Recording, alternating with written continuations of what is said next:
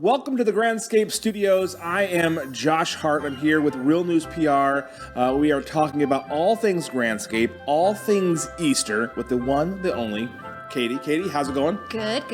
Thank you for joining us. I know it was a quick call. You answered. Probably think it's going to be something way more serious. We wanted you to come down and talk about what's going on for Grandscape around one of the better holidays of springtime, which is Easter. Yes, yeah, we have lots planned. Saturday, April 3rd, we've got our Spring Fling Egg Extravaganza. It's from 12 to 4, and it's lots of activity for really everybody. We've got a petting zoo, we've got an Easter egg hunt that'll take everyone kind of throughout the whole center.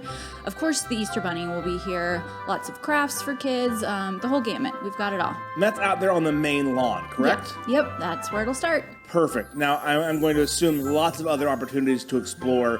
Do you know of other things that are happening, or is the Easter egg hunt going to play into a bigger part of that? Oh, there's other stuff that's going on. Some of our other tenants have a lot of different events that they're doing too, tying into the holiday. I know Andretti has their own Easter egg hunt and giving away like $2,000 in prizes. So lots of cool stuff around. If you haven't had a chance to come out to Grandscape, I highly suggest it. Right off 121, you can't miss it. A giant Nebraska Furniture Mart, a giant Shield sign. It's very easy to spot. Pull in. We come here probably at least once a week, usually on Saturdays. My son is 3 and loves just running on the grassy area, and it's great because I can eat pizza from the Perry's restaurant and still keep my eyes on him, while eating pizza and drinking beer. So it's a good fix, and he has a great time.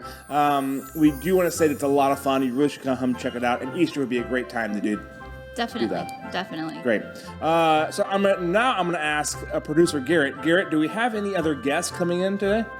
Yeah, we have a special guest coming in. He's hopping over as soon as he can. A special guest? Do we have any more details than just special? I mean, Katie's special. Do we have anyone else besides that? Well, he is... He's hopping on over. Suspense. Suspense is killing me. He's trying to think of the best way to tease it without giving it all away. He's got 2 legs, as most people do. All right, but, so check. Good start. He can hear very well. Good hearing, fluffy tail. Good hearing, fluffy tail. He's hopping over. He's hopping on over. This wouldn't be Mr. Podcast Easter Bunny, would it? It very well might be. Oh, well, I haven't seen him in forever.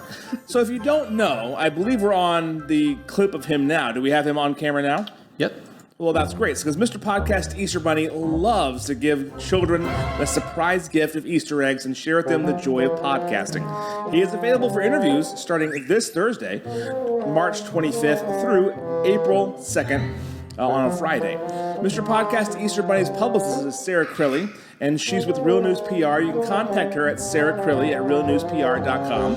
Mr. Podcast Easter Bunny's podcast Easter Trail begins at Grandscape with stops that include the Dallas location of Real News Communication and ends in downtown Fort Worth. So lots of exciting things are happening around Mr. Podcast Easter Bunny, and I can't wait to see him come in the door.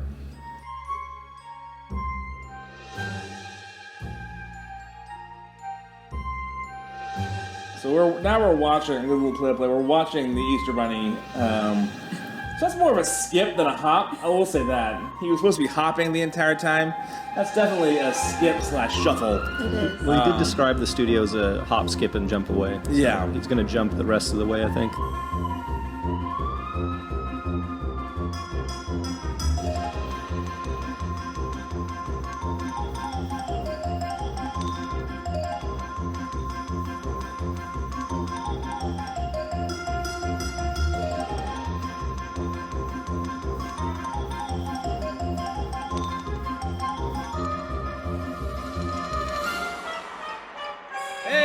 It's the podcast. I'm here, guys. Mr. Podcast Easter Bunny, please immediately hop on a microphone and tell me about your wild adventures. Hello, everybody.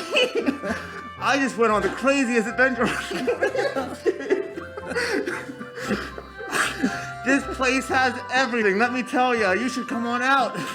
I heard you prefer to be called Baxter. I do. I Good do. Well, Mr. Baxter, I know Easter is a big part of that is egg decorating. Katie, do you have a favorite style that you like to decorate your eggs in?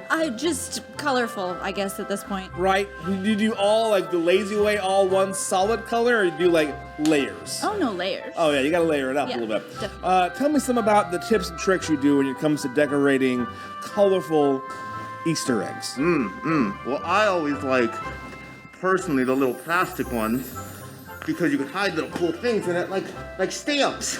But if you're doing real eggs, taking a little paintbrush and making little swirls on it is my favorite. Perfect. Yes. So, going back, more questions about Easter. It's a hot topic. It is. Why are Easter bunnies the best guests? The best guests. Yeah. I mean, we're bunnies. How could we not be the best guests? Look how little cute we are. We have little fluffy tails, a little pink nose, and these floppy little ears. What candy best embodies the Easter spirit? Well, some people think Easter eggs, like little chocolate Easter eggs. But bunnies don't lay eggs. We like M&Ms. We really like, they're just perfect little bunny-sized snacks. Can bunnies have chocolate? Only the Easter kind. Got it. Not normal ones. Not normal ones. Oh, here's some M&Ms right now. I love M&Ms. Are they just, do you want some? Sure. Hey, so I heard some disturbing news that they don't use bunny rabbits to celebrate Easter in Australia. They don't. They think we're vermin. Varmint. What do they use in Australia to represent Easter? They use little bilbies. What are bilbies? They're like, I pulled this up they're on the not screen nearly behind as you. good as Easter rabbits. Sure. They're like, think of like a rat with tall ears. And that's a bilby. Oh, bilby. And Yeah. so I think we have a picture of that right now currently on the screen. So there you go. You can see the Australian bilby. The same other traditions outside of the height of that.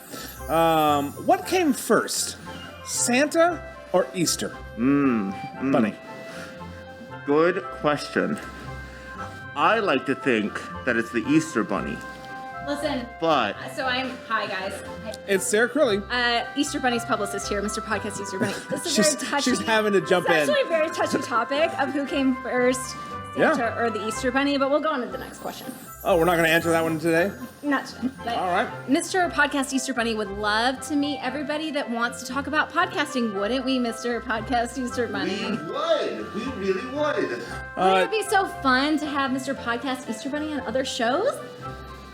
I couldn't agree more. School trips, for example. He could come in and do presentations. I knew that's why we needed to have him on this Grandscape debut show.